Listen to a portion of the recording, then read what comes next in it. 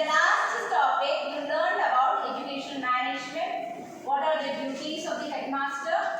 Okay, what are the functions of education management? Okay, that is what are the functions of the school and the institution. Is that clear? Now today we are going to deal with institutional planning. Okay. Now, as we all know,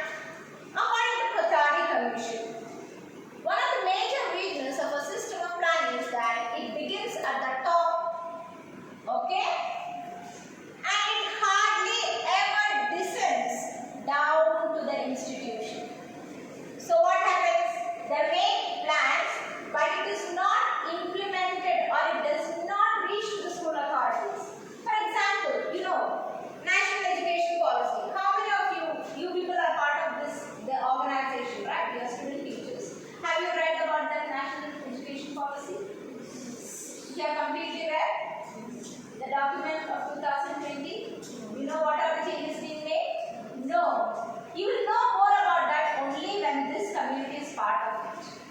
Is that clear?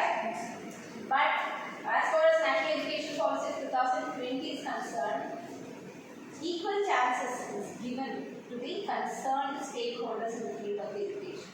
Is that clear? So like that it must be. Consequently, most of the schools remain unconcerned. If they are not part of the planning, what will happen? They are not concerned about the plan that is passed at the state or national level. That is what Kothari Commission opines about the institutional plan. Clear? Now, what are the defects of institutional planning? In the institutional planning that is taking place nowadays, teachers are not taken into confidence. How do you take the teacher into confidence? That is, you make them accountable. Yes or no? Yes. But nowadays it's not taking place. It is rigidly uniform. That means what? That is, the same plan is implemented on all the schools. But there must be changes according to the availability of resources in the school. Is that clear? Yes. Available resources is not taken into account. It is finance oriented. That is, the school is waiting for the grants to implement that particular development. Is that clear? Apart from that, what is already there, that must be given more importance.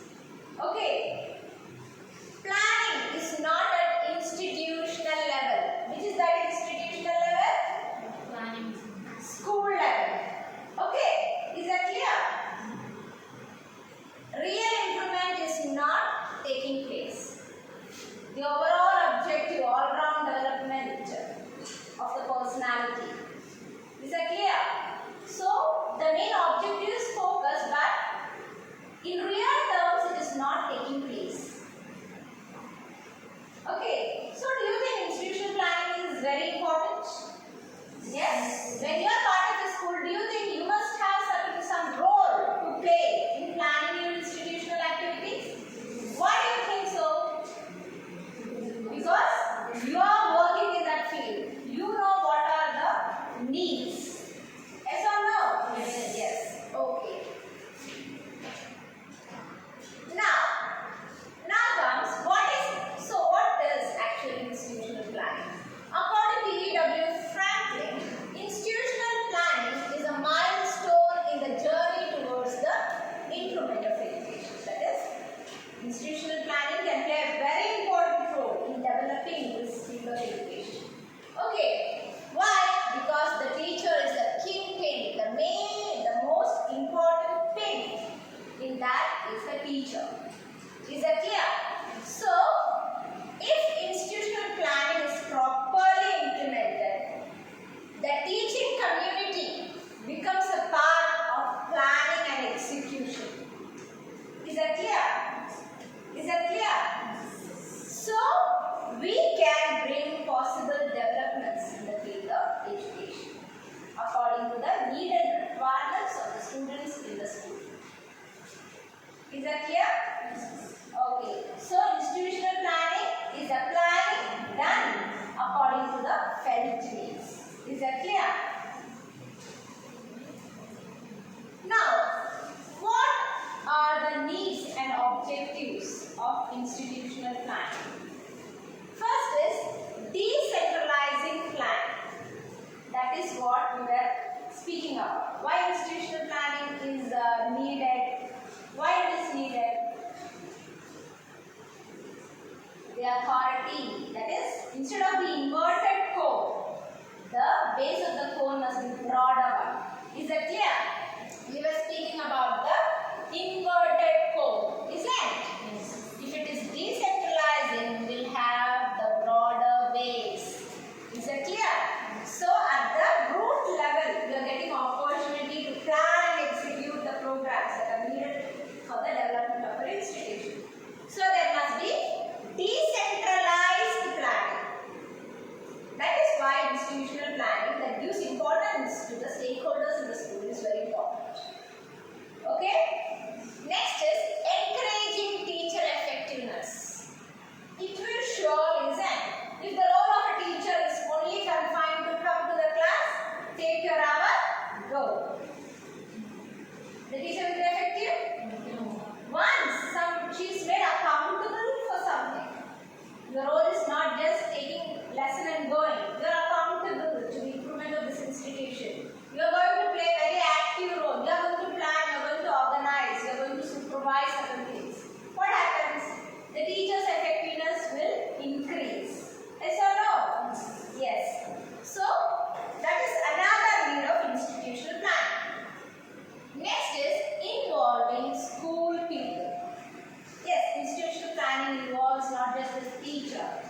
involves the community which is part of it.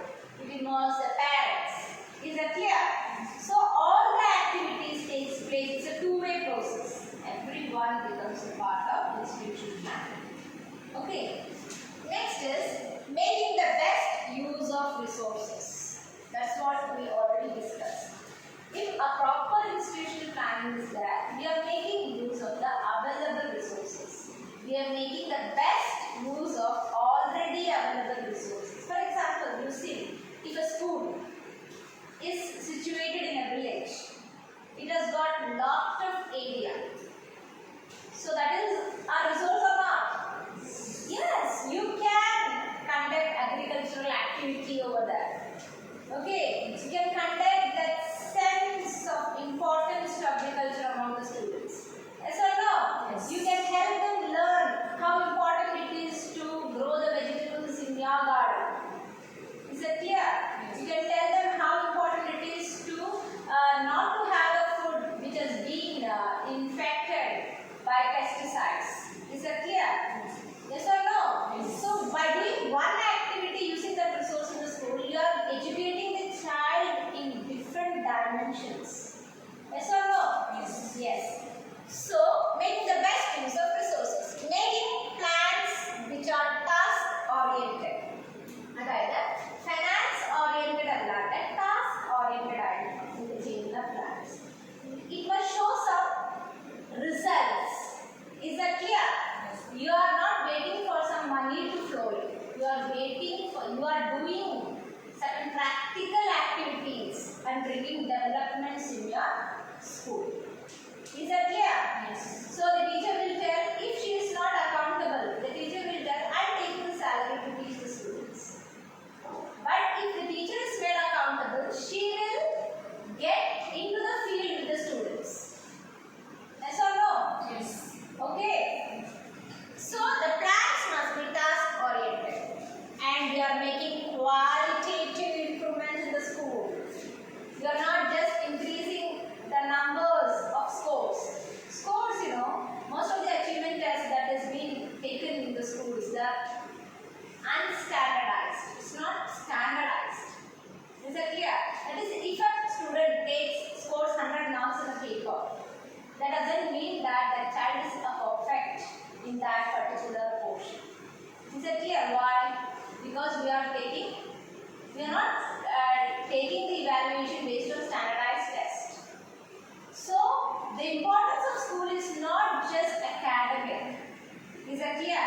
You have to bring about the qualitative improvement in the school through different activities, whereby the child is not just academically excelling. Okay, then only we can achieve that overall development of personality of the students. That is the main objective of education. Is that clear? So with proper institutional planning, we can make qualitative improvement. So let's conclude what we have already learned in the topic institutional planning. So we have learned that institutional planning starts from below, from the very grassroots.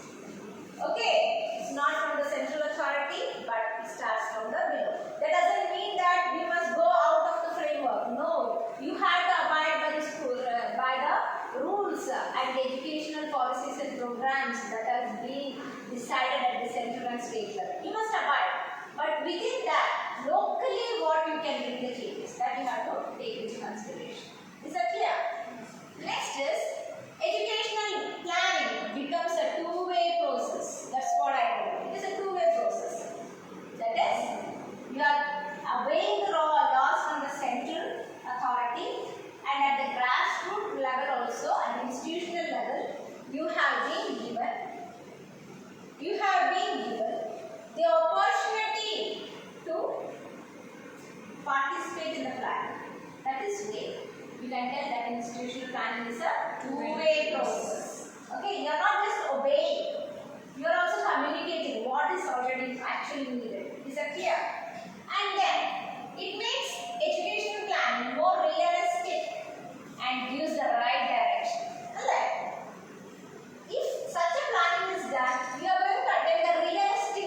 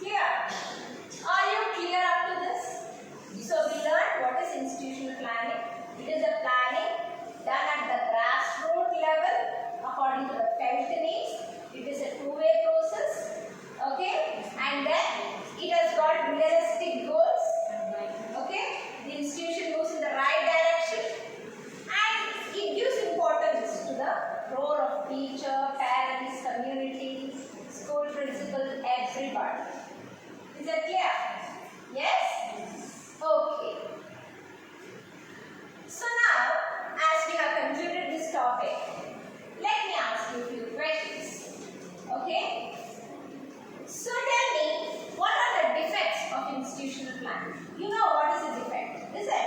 So what do you think is the defect about the institutional plan? A very one point you are very aware about this. Yes, Sona, tell me what is the defect of institutional planning? Teachers are not taken confidence. Yeah, yes, that is at the grassroots level. The teachers are not made accountable or they are not participating in the school plan. That is the main defect of institutional planning. What are the other defects? Is yourself? It is rigidly uniform. It is rigidly uniform. Yes, it is rigidly uniform. What do you mean by that? That is, the same plan is implemented in all the schools without taking into importance the available resources. So that is why I mean that it is rigidly uniform. Very good. Okay, next. Tell me. Real improvement is not taking place. Yeah, that is the real improvement is not taking place. Why the real improvement is not taking place? Because the teacher are not part of the planning committee. Isn't? Only the teacher who is working in the field knows the real problem of the school. Okay, good, sit down. Next, what is institutional planning? You can tell in your own words. Yes, from the third bench. Anybody? What is institutional planning? Yes, come on. Institutional planning where institution on the basis of some friend needs. Yes, very good. Institutional planning is the planning conducted on the basis of the felt needs and it takes place at a grassroots level. It is a two-way process. It gives a realistic attainment of goals. Okay? And it gives equal opportunity to all the stakeholders to be part of the institutional plan. So do you think institutional planning is really needed for us? Yes. Yes? So tomorrow we are going to learn what is the importance of institutional planning. Is that clear? Today we learn what is